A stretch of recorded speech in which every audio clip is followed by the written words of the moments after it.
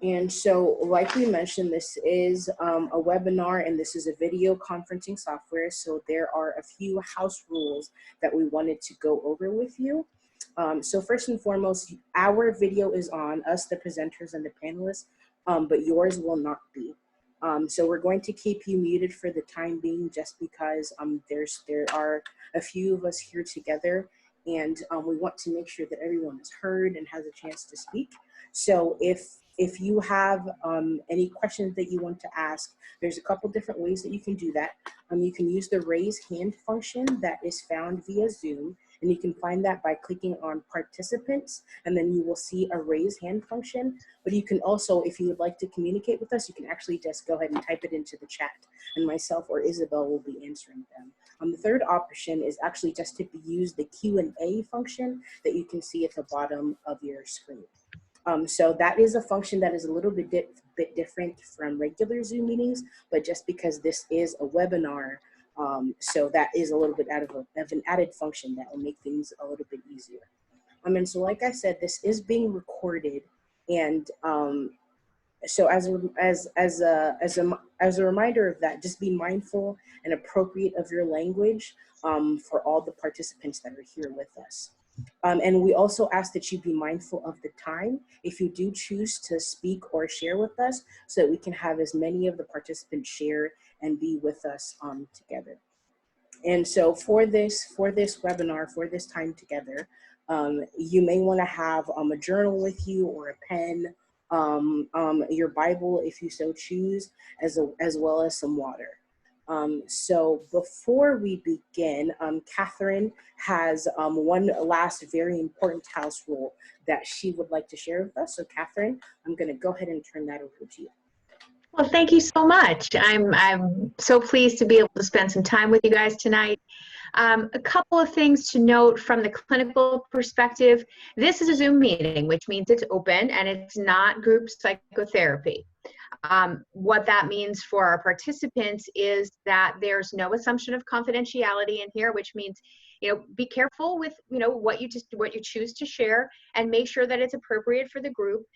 If you're in need of counseling services, or you're really having a hard time, please get in contact with me. My contact information will be available after the webinar is over. Please feel free to get in contact with me, and we can talk about setting something up or finding appropriate help for you. But I want everybody to understand that this is not psychotherapy tonight. The second piece too that you need to understand is that there's no monetary reimbursement for me doing this tonight. So I need to say that out loud. I'm not being paid by San Pedro to participate, and that's just for my own stuff. And I hope that we can all really take our time and be present together tonight. Finances are often a topic that bring up a lot of stress for folks. So we're going to walk through really slowly and carefully in this next hour, and really take our time to unpack the things that might be going on internally for you. So I want everybody to feel free to share, feel free to ask questions. Make sure that if you have something that's burning for you, put it out there, because if you have that question, other people have that same question as well, and we'll do our best to answer those for you. Thank you, Catherine. We're going to go ahead and open up, before I introduce us all to everybody. Father Anthony, would you be willing to open us with a prayer? Okay, most definitely, and I'm going to use the prayer tonight that I used at our first meeting together. A prayer that is written specifically for this pandemic. In the name of the Father, and of the Son, and of the Holy Spirit, amen. May we who are merely inconvenienced remember those whose lives are at stake.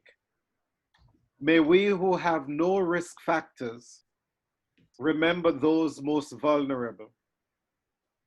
May we who have the luxury of working from home remember those who must choose between preserving their health or making their rent. May we who have the flexibility to care for our children when their schools close remember those who have no options. May we who have to cancel our trips remember those who have no place to go. May we who are losing our margin money in the tumult of the economic market remember those who have no margin at all.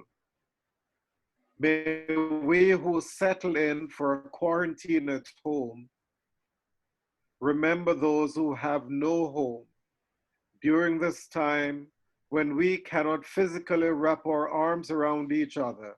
Let us yet find ways to be the loving embrace of God to our neighbors. Amen. Amen. Amen. In the Father, and of the Son, and the Holy Spirit.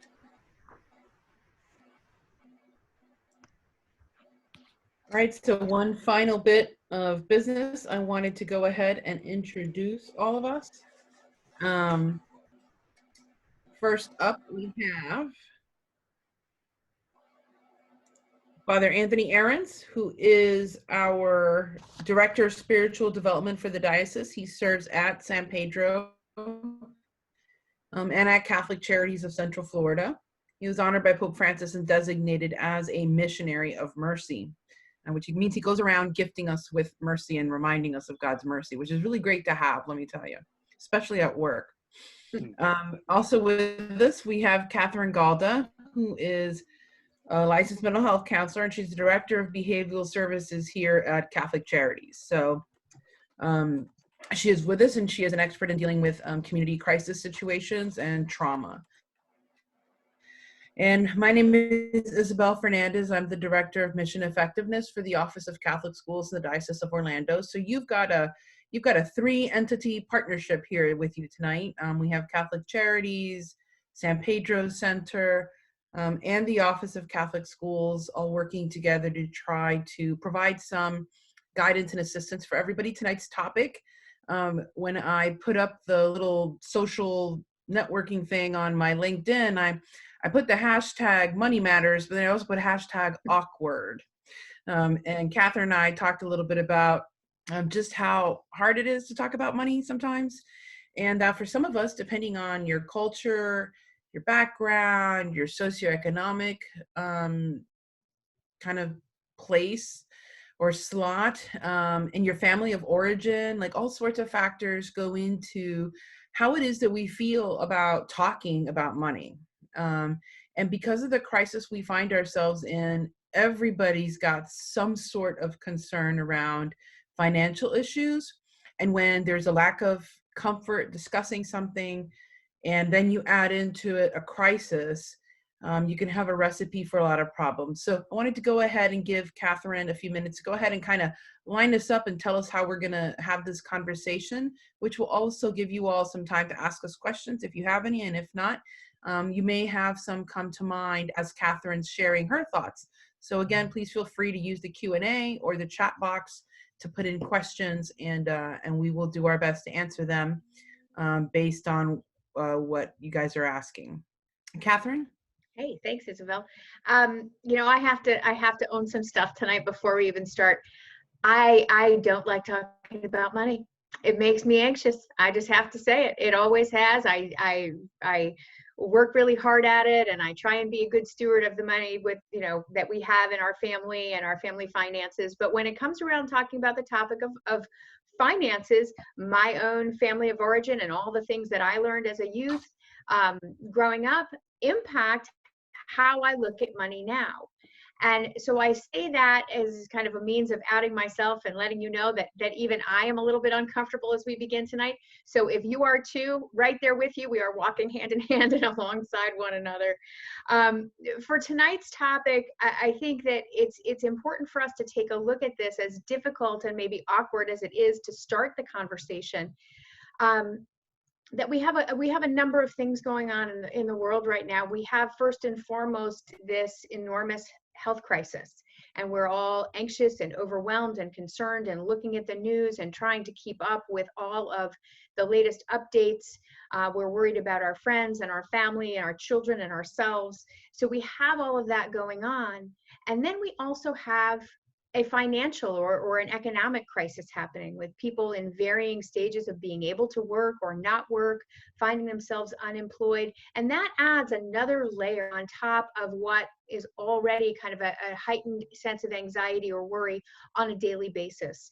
So tonight is really about, first and foremost, coming back into ourselves and getting really present for the topic at hand. And like we did in the first meeting, I'm going to ask us to do a little bit of a grounding exercise tonight to get us focused and get us kind of centered in what's going on. And then we'll go on and explore that awkwardness, that difficulty with being able to really get our heads around what's happening with our money, what's happening with our financial situation, and how do we step into that, not because we necessarily want to, but because we have to. This is the time where we're all having to make shifts and changes. And for many of us, it's easier to kind of put blinders on and try and ignore it. But we can't do that right now. Ignoring it puts us in a situation where we're precarious at best, and we find all of us having to make shifts and changes. So in order to make shifts and changes that are intentional and helpful, we have to step into that. And we need to do that not only with ourselves, but with our spouses and our partners, with our children in a different way, but with our kids, and even within the context of our community and where we work. So there's a lot to cover tonight. And if it's all right, I would step right into that grounding exercise, Isabel. Do we want to just go for it? Okay. Ground us before we start getting awkward. Okay. We're sure we start sweating profusely. Everybody experiences anxiety in a different way, and that one is mine. Okay, so what I would ask for us to do, this is a simple grounding exercise. It's called a 5-4-3-2-1 exercise. And so the easiest way to do this, if you're hopefully everybody's in a comfortable spot. I like to do this one with shoes off, so that you can feel, if it's comfortable for you, if it's okay for you. Father Anthony, I don't see you squirming, so I bet those shoes are staying on. I have sandals on. Oh, perfect. It's a good. All right, so Yeah, he's good. He has sandals. I refuse to make any comments about the status of my footwear. Well, I chose appropriate footwear for the evening, so there, I'll leave it up to that. Take your shoes off, put your feet on the floor, feel the sensation. Is it cool? Is it warm? Is it fuzzy? Is it hard? Just get yourself connected through your feet to the room that you're in. And then what I'm going to ask you to do is, this first part has to happen with your eyes open. I want you to look around the space that you're in. And I want you to identify and name out loud, if you're comfortable with that, 5 things that you can see right now. So for me, I see myself on the screen and Father Anthony and Isabel. I see the light that's next to me, and by virtue of my camera, I see the brain on the board behind me. I see my cup, that's 4, and I see my phone, and that's 5. Ready to get theirs? All right, now the next one is 4, and that's going to be things that you hear. So now you're going to spend the rest of the exercise with your eyes closed. So close your eyes, tune in, and identify for yourselves 4 things that you hear right now in the space that you're in, and I'll give you a moment to do that.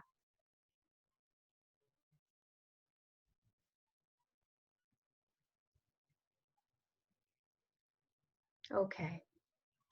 Now, I want you to find 3 things that you feel. So when you think about that, think about, can you feel your body in the chair that you're sitting in? Can you feel the arms of the chair? Does it feel chilly where you are or warm where you are? Identify 3 things.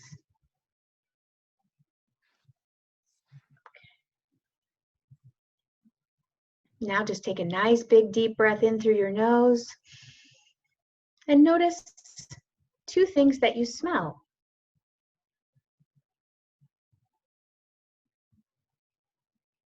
And here's the last one. Notice 1 thing that you taste.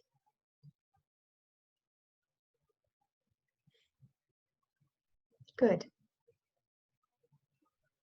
So now when you're ready, go ahead and open your eyes and notice if there are differences. Do you feel a little bit more centered? Do you feel a little bit more grounded? Do you find that you can identify things that are going on for you right now? Maybe feelings that you're having, maybe noticing sensations in your body. And when you notice them, all I want you to do with them is notice that they're there. You don't have to change anything. You don't have to do anything about it. Just notice that the feelings are there. Notice that the sensations are there and let them pass through you. And what we're doing with this is a simple concept in a larger scheme of mindfulness. Mindfulness is not about emptying our minds and making them free of thought. It's about coming into ourselves and into our bodies and into our hearts and just noticing what's occurring there.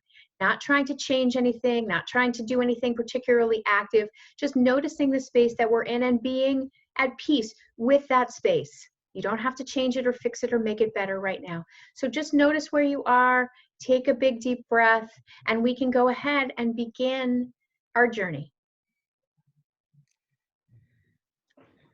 That's so helpful. I got to start doing that. You're training me to make myself focus before I do things.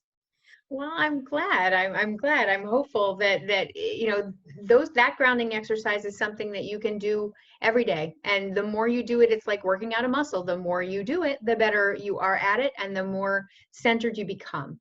And that's something that when we're beginning to talk about things that are difficult, which we're heading into tonight, it doesn't make the journey any faster, but it certainly can make it easier. Mm-hmm.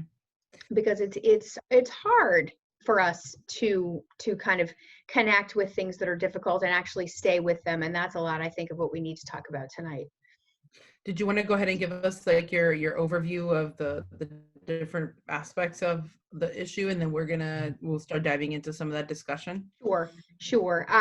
What I wanted to spend the first part of tonight talking about, and I have my notes in front of me, so if I'm glancing down, it's not because I'm not paying attention. It's just need to make sure I'm covering all the bases. The same here. I'm looking for chats and questions from Facebook, so don't I'm not goofing off over here. So I want us to be thinking about this in kind of three parts. The first part is us having to step in and ask ourselves, kind of, where are we with our finances right now? And just asking that question can be extraordinarily difficult. So in the time pre-COVID, many of us, as I said before, we just ignored it. We didn't want to deal with it. We did as little as possible with it. We didn't have good communication with our spouse or our partner about it. It's the source of tremendous marital conflict, and it's the source of a lot of stress as it relates to our mental health. So one of the things that's important to recognize is that financial stress and mental health are kind of like a circle, right? The more financial stress we have, the more our mental health dips.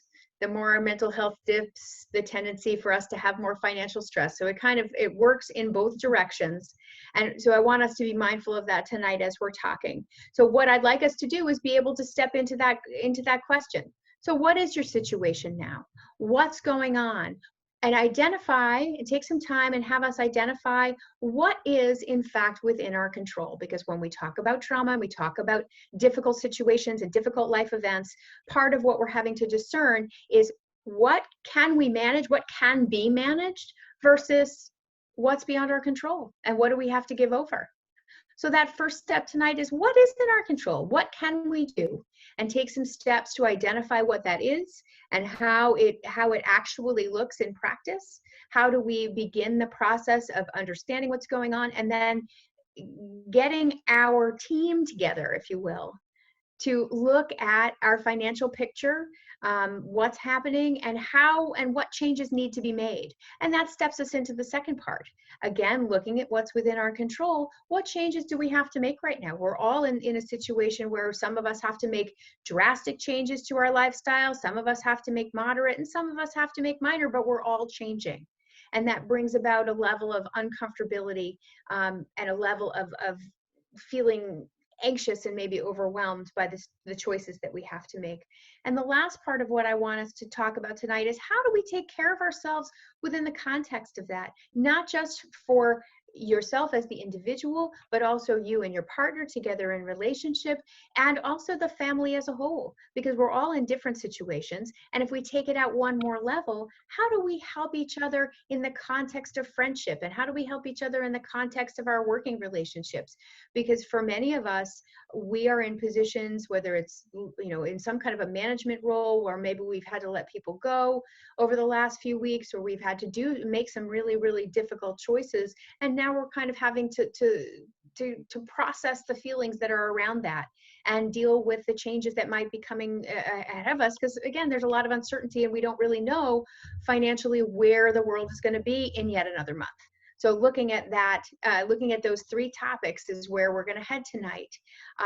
Jumping into that first topic, unless we have questions. No, go ahead. We don't have any yet. So I would like to go ahead. Actually, I wanted to go ahead and start that first part. And if we had to put, if we had to say what the first part is in like a sentence, it would be kind of confronting the problem, right? Yep. That there is a problem right now. Yep. And I think that I just wanted to highlight a few of the things that I know are going on from being in the office of schools and hearing from families and school personnel. And, we've got, like you said, a wide range of folks in different situations. But everybody's got to deal with something. Everybody, again, is one of those unique situations in our society where nobody gets to not have to engage on this topic.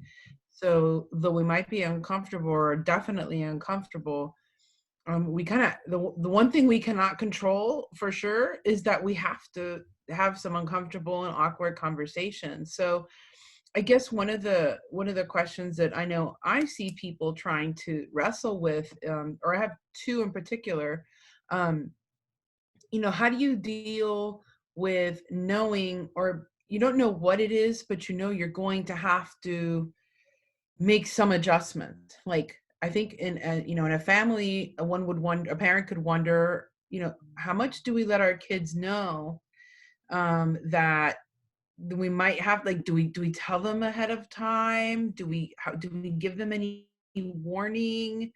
When is it appropriate to talk to our children about impending, right? We're not sure what it is, but we know something's coming, and we don't want to just kind of surprise our kids.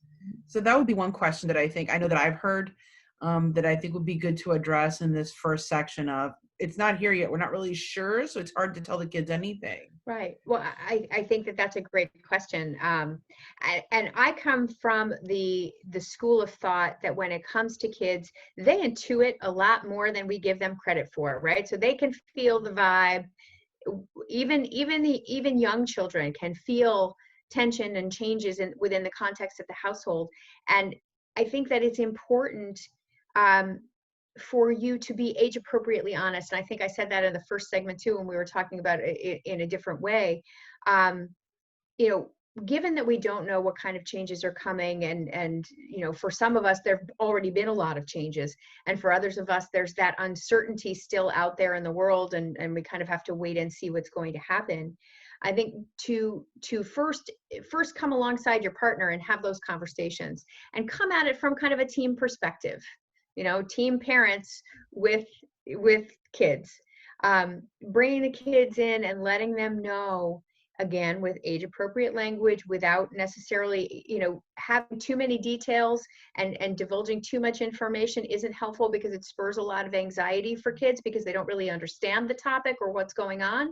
But just letting them know that, while we're worried about we're taking care of ourselves, and we're staying home more, and we're working from home, that life has been changing a little bit, and and express that there's some uncertainty, that we don't necessarily have all of the answers, but that we are together as a family. Okay. And we're going to make decisions as a family about any changes that might be happening. Broad and general to start. Information. That's the time to have yet another discussion with your young people. Unfortunately, I'm hearing you say that this is not a one and done. Yeah. No, not a one and done. Not a one and done at all. It's a multi-level, multi-layered conversation. And that actually brings me to an interesting little teaching point that as avoidant as we are sometimes when it comes to talking about money, the more we talk about money, the less avoidant we become, right? The more comfortable with it we become. The more you start that discussion, it isn't as scary as we think it is, although it is drastic and it can be very difficult.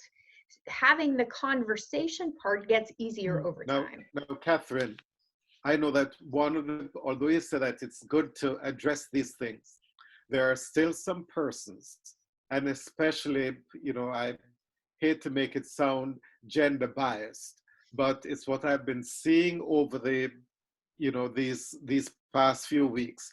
Men in particular who feel that it is their responsibility to be the providers, and because of being furloughed or the uncertainty, so they're experiencing a lot of tension. And with this tension, it leads to sometimes, anger, the way that they speak to their spouse or speak to their children because they see their spouse, wanted to purchase something and they don't know how to tell them not to, and so they get angry or they scream at the kids. And, I've been encountering a lot of that these past few weeks. Well, and just to broaden it before you address it, Catherine, whoever the head of household is, it could be grandma, it could be mom, it could be dad, it could be whatever combination, but that head of household pressure, I think, when you see what's coming before everybody else does, like you're the one who knows because you're doing it. And, oh, wait, hold on a second.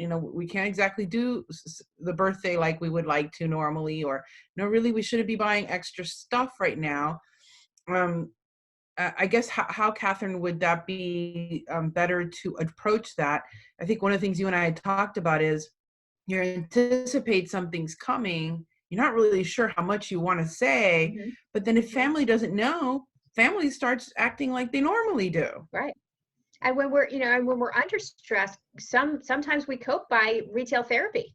Oh my gosh, right? yeah. Amazon And that brings a whole another layer. I just, the anecdotal looking around in my neighborhood, I see how people, some people, not us, are responding to stress and they're getting this done and that done. And I'm thinking to myself, okay, be careful. But, I don't know their circumstance, so I can't speak to their specific purchases. But Father Anthony, it's a great question. And it actually is quite multi-layered because there is a whole gender role issue that goes there, right? Men in the typical role of provider and kind of head of household feel a lot of pressure, as does any head of household. There's a lot of pressure associated with keeping things afloat. And when things happen to us that are beyond our control, like COVID-19, this was not, sometimes you can see things coming in the distance. You can see when a company is beginning to downsize, or you can see when you're having, difficulty at a particular job. You can see the writing on the wall a little bit ahead of time. And it may not be comfortable, but we know that it's happening. With COVID, it was very much a sudden onset, and no one really had a lot of time to prepare for that, which kind of adds again another layer of tension there. I think whenever we're talking about a head of household who may see the changes coming before other people, as hard as it is to reach out to your spouse and ask for some support, to also and let somebody else know what's going on. If for some reason maybe you and your spouse are struggling with different issues and you don't feel comfortable bringing that to him or her immediately, seeking advice and counsel from someone who's in a similar situation, going to see you, Father Anthony, or going to your, contacting your parish and seeking support from your parish priest, and thinking about connecting with others, I think, is the most important part of that answer, because we can't really solve anything alone.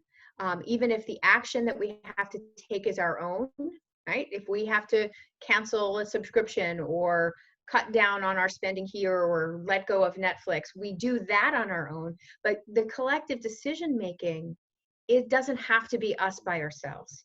So first, if you're in that situation where you can be with your spouse and connect with them and tell them what's going on, just sharing with another person helps carry, it helps diffuse the burden a little bit and helps us carry that load a little bit more easily. Well, and I think that also whoever the other family members are that are helping you can also help guide what's going on with the family. So, Father Anthony, in that example you gave, if dad's always having to tell everybody no, dad starts to feel terrible. Whereas if mom knows what's going on, she can kind of steer people in different directions and help kind of guide what's going on, even without having to have some big conversation necessarily, because maybe it's not time for that yet. But that's one of the things that I think it's hard for people to know is, when is the right time to engage somebody else? Like if I just need advice, I have friends. I mean, I'm not going to tell them all the details of my finances, but I feel like I can have a conversation about the pressure of it and the concern and not knowing. But how do you know, Catherine, or even Father Anthony, when is the time that we want to actually, sit the family down and have that? Okay, we've talked, we've already, the team's kind of like the leadership is in place, right? Mom and dad, or grandma and grandpa, or whatever combination, auntie and mom, whatever it is in your particular family, have had the conversation, and you kind of know things are going to get a little tighter or things are going to get very different, like whatever the situation is. At what point do you feel like it's appropriate because it's like you say, kids get like a feeling and they start to get a little anxious. So how do you kind of avoid that? How do you know when that's happening maybe? Well, you watch it's, if you tune in a little, do a little bit of that grounding and breathing like we did tonight, and kind of get mindful and get present, you'll pick up on the nonverbal cueing. All right, the changes in behavior, the changes in your own child's mood or irritability, you can look for a little bit of that. But once you and whoever you're partnering with, whatever your family configuration looks like, once that team has kind of met and talked and understands that some changes need to be made, that's really the time to begin the conversation with your kiddos. It doesn't matter if they're super young, if they're 7, 8, or 17, 18. If they're living under your roof and things need to be different, I always advocate sooner better than later. Have them understand that changes are going to happen. And that we may not be able to do the birthday that we wanted to this year, but that doesn't mean we can't do something later on that is different or will be equally fun. Again, you have to make it age appropriate. I know in my own family, I've certainly had to tell my girls no, and my husband's had to tell my girls no about things that they've wanted to do. My daughter had a birthday right at the beginning of COVID, and there was no party, and there was no grandma and grandpa coming over, and none of that. And we had to explain that to her. And the thing about our young people that we sometimes underestimate is they, like, not only do they get a lot more, they may not understand all the ins and outs, but they do understand when we're talking from the heart and we're talking about something that's important. And if we explain to them what's going on, they're actually really resilient. They're a lot more resilient than we are. That rubber band for them stretches out and back really easily.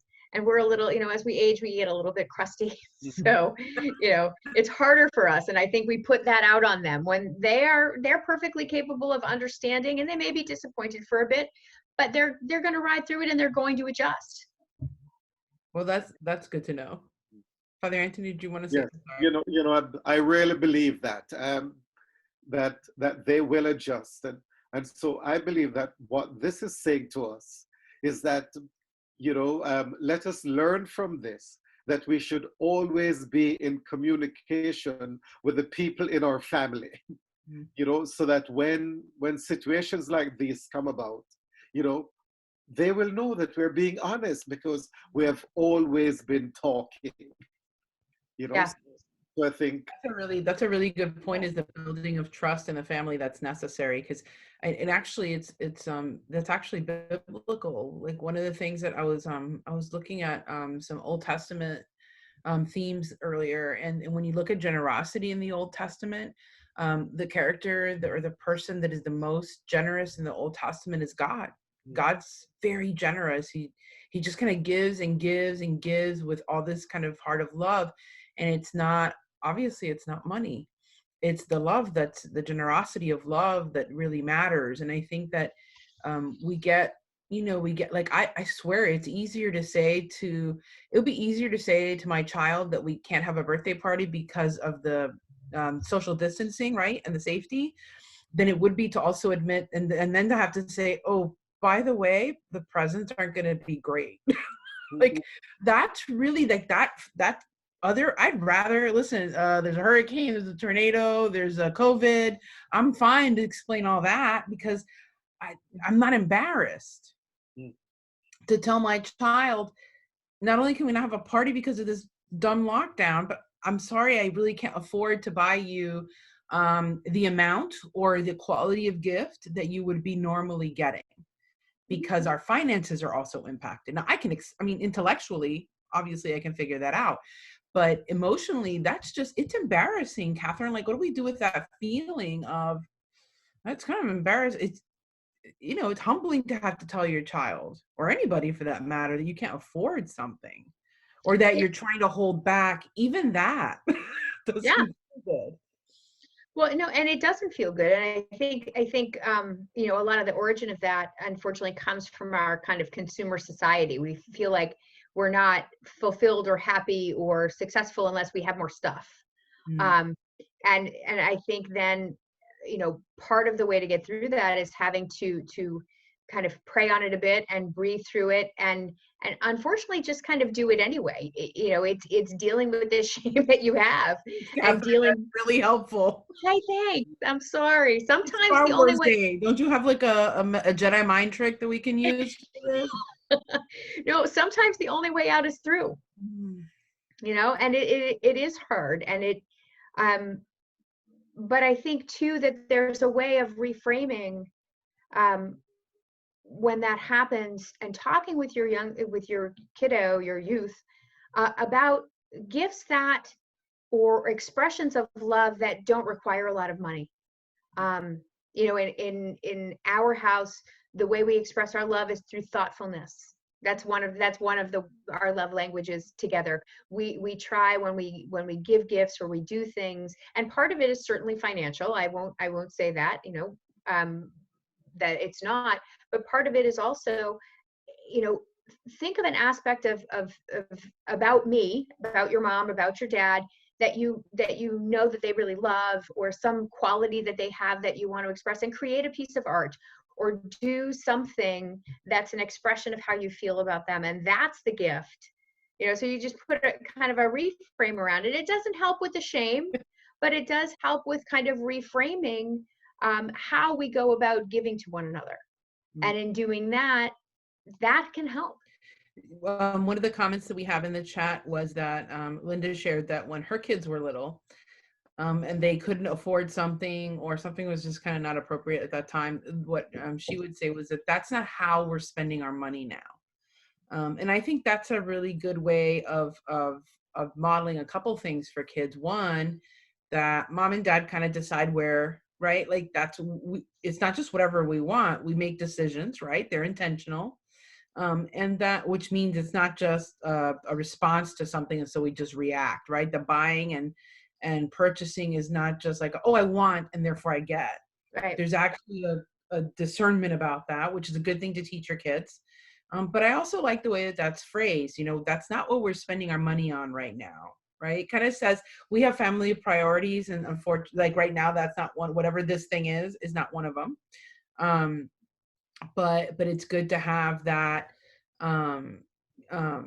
That way of saying it is good, because you're not saying, oh, we can't afford that. It's like, that's just not where we're spending our money, which actually, by the way, happens to be true. That is like, it's not, you're not really, you're not lying to your child. You're not obfuscating. You're being honest. We're just not choosing to spend our money on those kinds of things right now. right now we need to focus on, right, like this set of things, not things that we just want. It's only, we want to spend our money right now on things we need and things that are more, whatever the issue is. And I think that's a really good way of helping, especially with younger kids. My son would just look at me sideways and be like, what are you saying? Did they cut your pay? Like he wouldn't, if there'd be no, Right. he's really direct, but then he's like that. And then we had a question in here. I was trying to find it because we had a few chats come through about retail therapy. I'm not sure if that person still wanted to ask her question. But I think when you spoke earlier about people's kind of spending out of anxiety, right? That anxious spending that we do. There's ways that we address our anxiety that's very not productive or counterproductive. Absolutely. Literally. What are other things that people can do to kind of expend that anxiety that wouldn't dig themselves deeper in a hole? Because I've seen it happen a million times to people. So, Absolutely. and not just now, like in the past. Well, there's a biological process involved when we shop, right? When we go to buy something new, everybody here, all the people on the panel, you've bought new things, you've found something that you've wanted, and you have that anticipation, and maybe you do a little bit of research, and you make all of these steps to make the purchase, and when you make it, it feels good, right? For a few minutes, maybe an hour, maybe a couple of days, it feels good, and then that feeling fades. Right? So we use, some people, not everyone, but sometimes we use things like drugs and alcohol, retail therapy, all sorts of different unhealthy coping mechanisms so that we don't have to feel carbohydrates, carbs, yep. So that we don't have to feel the feelings that are present, because we don't like the uncomfortable feelings. We don't want to sit in our own shame. That's a whole, sitting in shame or sitting in embarrassment or sitting in feelings of failure are very difficult and awful, and people don't want to do it. And so we do a lot of things to avoid it. Unfortunately, like you said, what happens when we do that is we end up with a whole other set of problems. Well, now now we bought a bunch of stuff, and now we may be finding ourselves in debt. So one of the best ways to kind of look at that is to take a piece of paper, take a notebook. If you're prone to that kind of, to some unhealthy coping mechanisms, and write down when that happens. And when you notice that you have the impulse, or you want to go buy something, or you find yourself at 1 o'clock in the morning on Amazon shopping for something that you don't need, you need to ask yourself what's going on. What are you feeling right now? What's happening for you? And if you have your little notebook, you can make some notes on that. Because one of the ways that we get through that is by recognizing what's really going on underneath, right? What are our feelings really? And then we can address the feelings that we're having.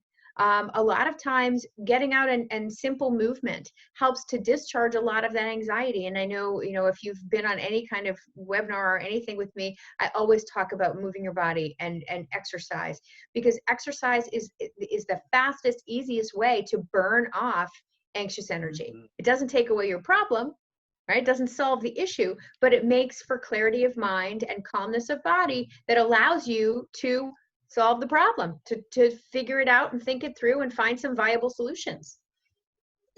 One of the other things that I wanted to address a couple other situations, Catherine and Father Anthony, if we could.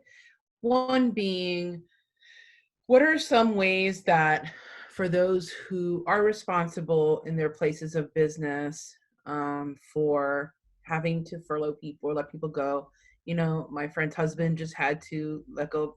They had to furlough. They didn't have to lay off, but still, he had to furlough really good employees that are great parts of his. I mean, there was no issue there. It was absolutely just terrible to have to furlough them. And he came, and he was telling, or his wife was telling me about it. And he said he wasn't like, he's pretty good about dealing with his feelings. So he pretty much told her, I just feel awful. Like there's no rationalizing this. Like it's just terrible. And he kind of just like had those feelings, and it was hard to tell him, oh, it's going to be better. Like she was having a hard time even helping him out, because what do you say? It's not going to be better. And in the sense that they're furloughed, those folks are, now kind of at a disadvantage. And he knew it wasn't his fault. The company said, hey, okay, his company in his case even told him who he had to furlough. And I think that for most companies, it's a calculation. It has nothing to do with people, it has to do with numbers. And that can be really cold. And I mean, I can't decide if it's worse to be downsized for no reason or fired because you made a mistake. And for the manager, the person in charge who has to let people go or furlough them or reduce hours, what are some ways that they can cope with that? Because there's not really anything you can do we can't take it away. Yeah, you can't take it away. And when we're faced with things that we have to just walk through, right? That there isn't a way, there isn't no quick fix, there's no Band-Aid you can put on it that's going to make it all go away. You know, I like the part of the example that you brought up, that where you have a spouse who can't necessarily relate on the same level to what's happening. They can empathize with your pain, but in terms of the ins and outs of what's happening, they're not there. They're not on that same plane. So my suggestion there would be, if that person, or if you're in that situation, to talk with people who are also in the midst of doing it. Unfortunately, it's very common right now. Yeah.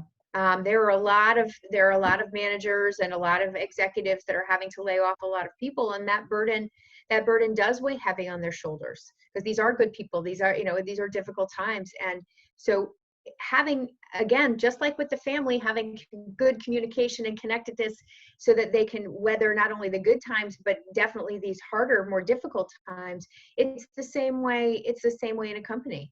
You don't have to share with your friend who's in a similar situation, or with your coworker, exactly what you had to do, because that may not be appropriate to the situation. But being able to say, you know what, this feels really terrible, that I had to do this, and I'm feeling overwhelmed, I'm worried about them, whatever the sharing is. But Catherine, what about that feeling? Because I know that there's a certain kind of guilt associated with this, that like, I'm the bad guy. I don't mean to be, and nobody holds it against me. And, like for my friend's husband, and actually my brother was going through this as well.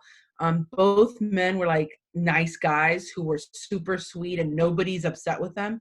And they know, like, in your mind, I'm not a bad guy, but you're doing what feels like a bad guy thing. So what are and Father Anthony, you might have something to add to this a good deal, because it's like, there's not like, you feel like, I can't say I feel bad. What about the guys and the people I just had to let go of? How could I say that I feel bad when I just had to let go of some folks? Like, I have no right to feel bad about it. Mm-hmm. And so there's that feeling, Catherine, if I have no right because some other people are suffering more than I am.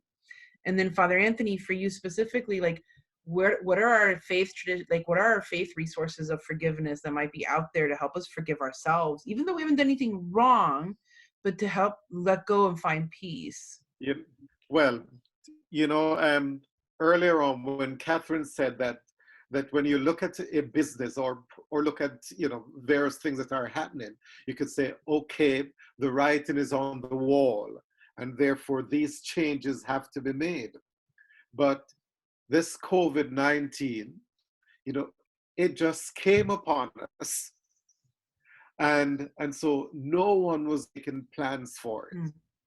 And I have also had to deal with business persons, who have had to let people go because it's not viable to keep people now. So I've said to them, well, look, this is not of your own doing. You didn't decide that these persons had to go. And yes, they're not persons who would have been fired because they were inept or whatever it is. These are good people, but it still does not help them much because they still feel guilty. I'm reminded of a story in the Old Testament, which somewhere in the first book of Kings, I wish I were a better biblical scholar, I could tell you exactly where. But do you remember the story of the prophet Elijah and the widow of Zarephath with her son? Father Anthony, only you remember that, but you're gonna have to tell us. oh my goodness.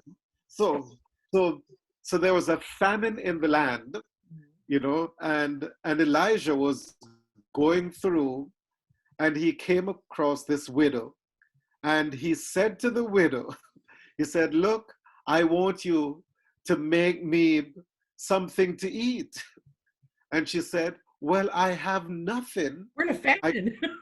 I just have this little bit of meal and a little bit of oil, and I'm going to make a couple of cakes for me and my son.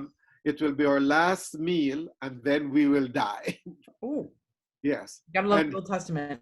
you know, and he said to her, okay, well, before you make something for your son and yourself, make a couple of cakes for me, which seems so selfish. But the woman decided to share this, and she went and she did it. And the story is that for the rest of the famine, and her vat of oil was always full and overflowing. She never lost anything, and neither she nor her son died. And so I think it's all about sharing what we have, and whether it is something emotional, when we share it with another person, you know, we find that we get some help, and therefore I think that's part of what we do. And of course, when we take all of these things to prayer, you know, we say, well, tell God about it. Whatever it is that you have, make your needs known to God. And of course, you make your needs known to God, not just by talking to God one-on-one, but also sharing this with God's people, you know. That's really helpful, because it reminds, I think, like for me, one of the things that's important for people to realize is that um there's not a finite amount. Like, you're not just allowed to hurt if you fit these categories. You're allowed, I mean, you hurt when you hurt. And for the person having to make the tough choices, either in families or in our communal life, or for the people who have to then live with those decisions and those consequences, there's God's love is kind of infinite. Everybody can have some of that. God's generosity, that's what one of the things I noticed in the scriptures, even though I didn't get to the widow's story. That's a really good one. I'm gonna have to look that up, Father Anthony. I love Elijah because he's confusing as all get out. But that's a great story, because it also reminds us, it's a precursor to Jesus with the loaves and the fishes. Sometimes it looks like there's not enough to go around, but it depends on what you're trying to share. And our material goods are not the only thing there is to share. There's love to be shared. There's kindness to be shared, and there are things that if we share, you feel a different kind of benefit. I was telling a friend of mine that I was in the grocery store, and I've lucked out and found toilet paper here and there. And so, like the big packages at BJ's or Costco, and I don't need any right now. I may need some in a few weeks, but I don't. My household is fine. We do not need any. But I saw those toilet papers at the store, and you're only allowed to take one. But I really wanted to take. I was like, I'm gonna go get one. And then something in my head said, wait, you have some. I don't know if you have enough, but you have some. Yeah. So leave it be. And I often fail at being a generous of spirit, right, Father Anthony? That's our question of being generous of spirit. I fail at that virtue sometimes, but I love telling that story, because for once I was like, I don't need that. Somebody else needs it way more than I do. And so I walk away, and I still, every time I go in the grocery store, I'm like looking to see if there's, I'm like, no, Isabel, you have some. Don't let that fear of not having enough affect you. And I think in a family, we think if we run out of money, we're going to have trouble. Well, yeah, you are, but you're not going to run out of love if you're tending to that. Right. And so I may not be able to make my child feel spoiled, but that just means I'm going to have to find some other way to, make them feel loved. And I think for the manager or the boss who has to let go of an employee, you may have run out of resources to keep that person on staff, but you've not run out of resources to treat them with dignity. Exactly. And respect. Exactly. And I think that that's what, that's what we have right now. If we can't give them a job, and we can give them an ear, we can listen and be truly present with them, lean in and just allow them to share their experience with you, even if it's a little bit hard for you to hear and uncomfortable for you. You can do that, because that's a gift, to be able to allow another person to feel truly heard and truly seen when it's not pretty or convenient. That's a gift. And for that manager, going kind of back around to the original question a little bit, it's really common for us, and especially right now, when we look across the spectrum of the changes that we've had to make, the trouble that we found ourselves, the pain that we are going through, or the trauma that we're experiencing, however you want to characterize it, it's easy to look in both directions and say somebody has it better and somebody has it worse. So why am I allowed to, why should I be allowed to feel badly today, or feel depressed today, or feel resentful today, or angry today? And so what we often do is we kind of push that down, and we don't allow ourselves to feel that. And that ends up compounding and blowing up in your face to a certain extent. Everybody's critical mass is a little bit different, like how much of that they can take until everything kind of melts. But it's important for us not only to lean in and hear other people, but allow ourselves to be heard. So reaching out and making those connections, and especially now when we can't be together, the telephone or a face-to-face, like Zoom, right? A little free Zoom, some way to connect and just share what you're going through. Because what you're feeling is real, what you're feeling is valid. We're all feeling different things, but they're all real and they're all true. And they're all, to some extent, they're happy, and some extent they're painful, and they both need airtime and a place to exist. So like that employee to the employer, then the employer needs to unburden and be able to be present with where they are in that moment. Maybe not with the employee, but when it's appropriate. I started getting into that trap there. But when it's appropriate, but we all have stuff, and the more we ignore our stuff, the more the stuff comes back around. Well, I think that's one of the important things to realize. No matter how awkward, difficult, challenging, embarrassing, or stressful it is, we've talked about it with, when we first got together, talked about stress and anxiety and how to deal with that. And last week, Regina and Kimmy kind of took us through recognizing grief in this situation. And this week, we've been talking about the challenges around finances, money, and those kind of conversations during this crisis. All of those different areas show us that, like, the one consistent thing is you better deal with it, because it's not going to go away. And if it does, it's going to come up somehow, somewhere. So we need to kind of use all of our resources to deal with them. We've reached our time tonight. So I really want to thank you, Catherine and Father Anthony, so much for being with us. And to those of you who are here in attendance, thank you so much for joining us. We actually want to put out there, we have a couple of ideas for what we might do for our final kind of gathering next week. But we'd be interested to hear, what would you guys like to hear about? Please either put something in the chat, because we're recording it, so we can see what you put up there. Or send it to Natalie on Facebook. We'd really like some input as far as what topic we tackle for our last hurrah together next week on Monday. And we invite you to please give us some suggestions if you have some questions, something we haven't really touched on that you're hearing, feeling concerned about. We'd really like to have your input on that. And so thanks again, Catherine and Father Anthony, for joining us. Thank you, Natalie, for running all the behind the scenes stuff. And would you, Nat, go ahead and kind of share some of what's going on with San Pedro that folks can tune into or find out about? Yeah, definitely. So like I mentioned at the beginning, we have quite a few different resources, especially free resources that you can access right now. especially in, like we talked about, in this time of financial struggle. We at San Pedro want to make sure we're helping you kind of meet your spiritual needs and guide you through this struggle, but we want to make sure that it is something you can financially access as well. I think the main thing is, first and foremost, our website is the first place you can find all of those things. So just go to sanpedrocenter.org, and a lot of these resources are very quick and easy to find.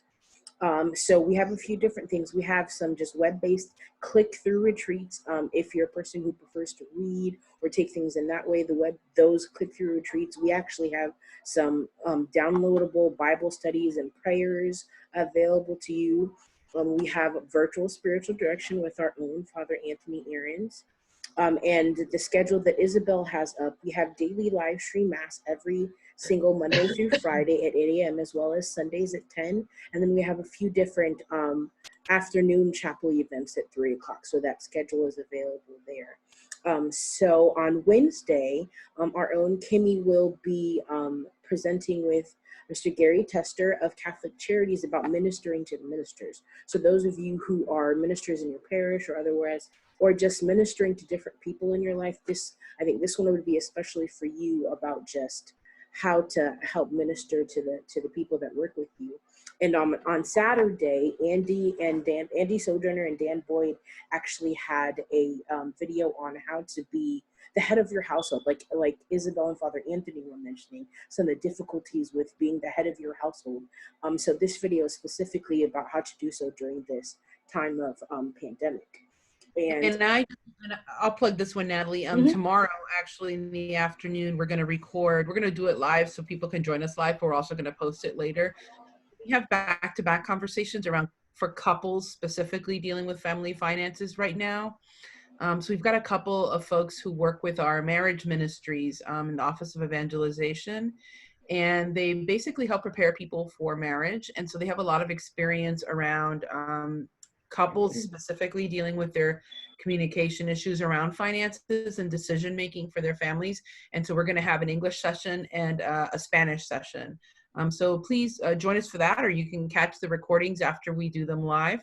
And we really invite you to do that. We wanted to offer a specific conversation for couples, because that's really where the rubber hits the road when it comes to finances. If you get to make all the decisions yourself, you don't really have anybody to argue with. But if you're married, those of you who are know that this is area number one of problems. So we wanted to provide something to kind of minister to those folks who are dealing with that reality, from some folks who are really good at it and who know what they're doing.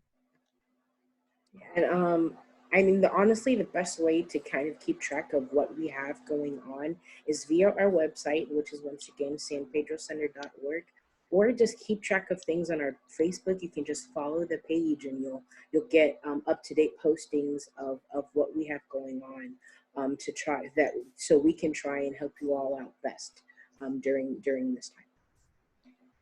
Thank you all very much. Thank you, Catherine and Father Anthony. It's really great to do these with you, and to beat down some of the awkwardness with somebody else.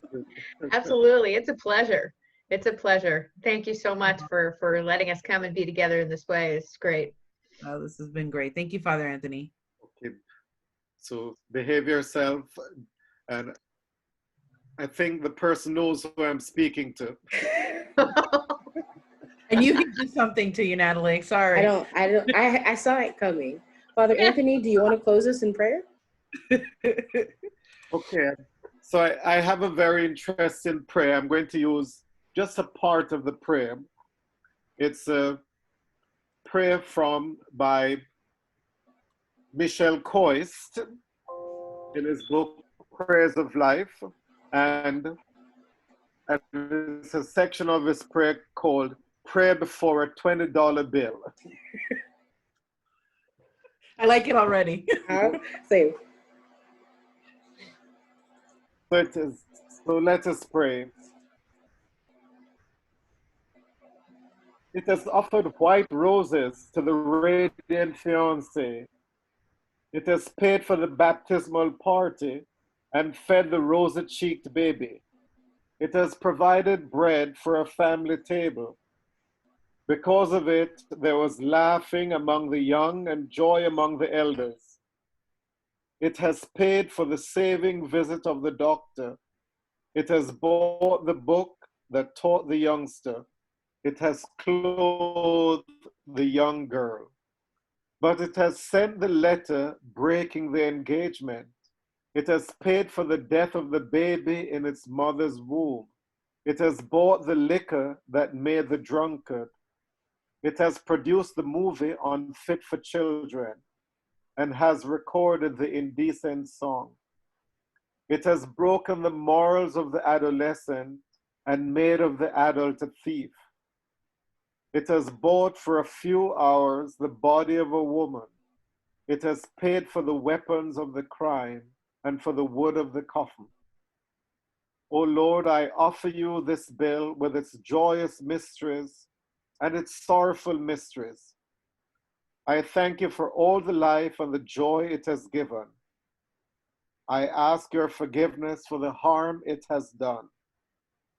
But above all, Lord, I offer it to you as a symbol of all the labors of men and women, indestructible money, which tomorrow will be changed into your eternal life. Amen. Amen. Thank you all. Father, and of the Son, and of the Holy Spirit. Amen. Amen. Thank you, Father. All right. Thank you so much once again, everyone, for joining us, and we will see you next time. See you soon.